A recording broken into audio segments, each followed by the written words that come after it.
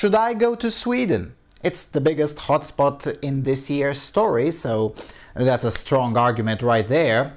Or should I rather stick with the original Gulag plan with all of the political risks that come with that? You will decide. Now let me explain the options.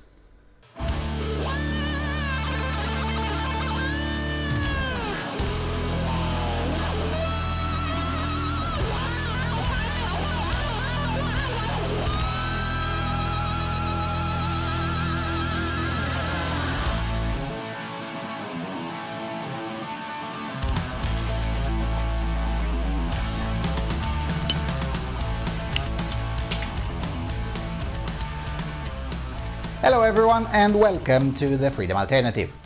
First of all, I apologize for being a bit slow on this channel, but I've been busy with local agitprop. I mean, missing on this opportunity with the Wuhan flu panic would have been a bigger error. Anyway, over the last 5 weeks, I've been asked multiple times whether I stick with the original Gulag plan or not, and so far I have answered yes, because I saw no reason not to proceed as planned. Well, now I might have a reason. Well, timeliness. A full story or a full report on Sweden this year is a lot more timely than the study of the totalitarian memory of the Soviet Union, which, after all, can be done next year too. On top of that, a new problem emerged that didn't exist last week, really.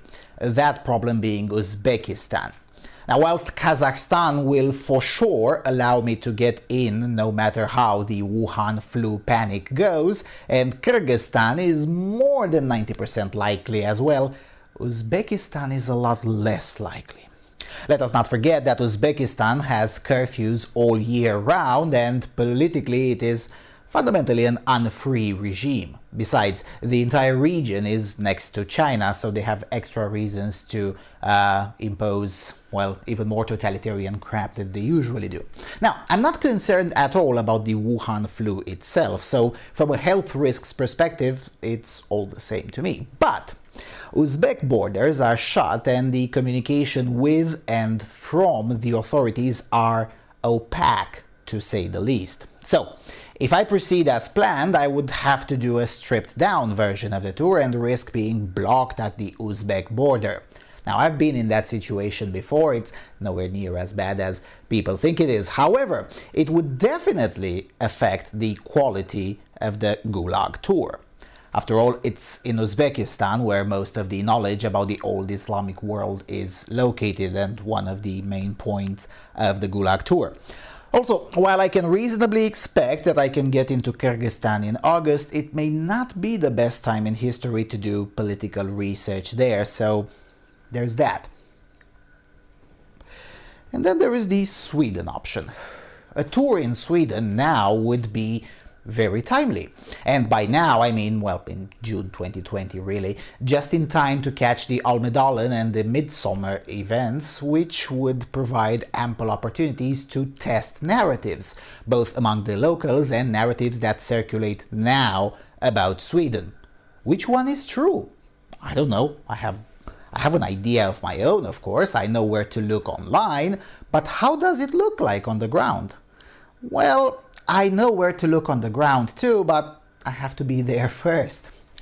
Roughly, what I would want to do in Sweden is as follows. Well, first of all, finish up what I started in 2017. Older subscribers might remember that in 2017 I just didn't have the time to conduct all of the interviews that I had wanted. Well, now it would be my chance.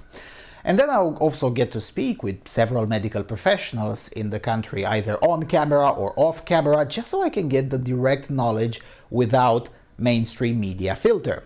Also, of course, I should get some updated information about the political mood, something which you rarely find in English anyway. And of course, gather a lot of footage. I don't know which kind of footage. I mean, it could be hopeful, it could be gloomy, I don't know. I have my suspicions, of course, and I'm sure you have your own, but how about we get some incontrovertible evidence? Now, wouldn't it be great if someone would just go there and test and see who is right and who isn't? Graphs on the internet are easy to speculate about. Direct footage is a lot harder to speculate on. So, for instance, do Swedes crowd cafe bars? Well, I know for sure they do, but little evidence circulates on the internet. What if I get the tangible evidence? What if Sweden is right? Or maybe they are indeed wrong, and if so, I'd like to be there to document them being wrong. The main disadvantage of the Sweden option is the price. Sweden is an expensive country, but for a story like this, it may indeed be worth the short-term financial pain. Also, I know for sure that I can get into Sweden, unlike the Central Asian countries whose rules change way too often. Again, particularly Uzbekistan. Kazakhstan has been very nice so far. Clear rules, clear communication, always friendly, always replying to emails and addressing concerns. I was pleasantly surprised, for sure. Still, there are challenges in the Gulag tour that could result in a botched end product. But if Gulag still wins, then I'll do it anyway. I'll probably have to find a route through the Middle East to get there, or pay more on the flight by buying it closer to the tour though, because once the airlines are open, they will be full of people. Only naive eco-Marxists and corporate bundles of sticks believe that everyone is scared headless chicken like them. Anyway, so here's how we're gonna decide this. Given that it's a decision first and foremost of those who donated for the Gulag tour, as well as a decision of those who may want to donate now, either to send me to the Gulag or to send me to Sweden, I'm gonna run two polls. One of them will be public, classical 1 IP, 1 vote or something like that. I have no idea what service I'll use, but it's gonna be in the description, in the article that accompanies this video, where I'll put a summary of the arguments in favor and against both the Gulag tour and the Sweden idea. So, the voting is as follows. The public vote is weighed against the donor vote. The donor vote is purely mercantilistic. 1 vote, $1. So if you contributed $100, you get 100 votes in the donor poll and in an all-in ballot. That is to say, you can't allocate 50 votes for one option and 50 votes for the other. At the end, the two are added up. Yes, it's unfair, but we don't believe in egalitarianism here. It's very fair for those who contributed to the effort to get the main share of the vote. It's their shekels, so they should get an input on how I spend them. Now, the public will vote. The public vote will last for 5 days from the moment I publish this video. The donors' vote I expect to last the same, or maybe 6 days. And here's the problem. Many of you all use a different PayPal email than your real email. So to make this quick, if you donated for the Gulag, please contact me at lucian@freedomalternative.com and tell me your preference. Please use the same nickname that you used for the donation so I can easily identify how many votes I should add. This will also be true for the Patreon subscribers. I will try to contact as many of you as possible because I know that many donors do not regularly follow the English channel or don't regularly follow period and only expect the special reports and tours, and that's fine too. Unfortunately, it's going to have to be an either-or decision because financially I don't think we can afford both, and on top of that I'm not even sure time can allow them both. So this is the choice. Sweden or Gulag.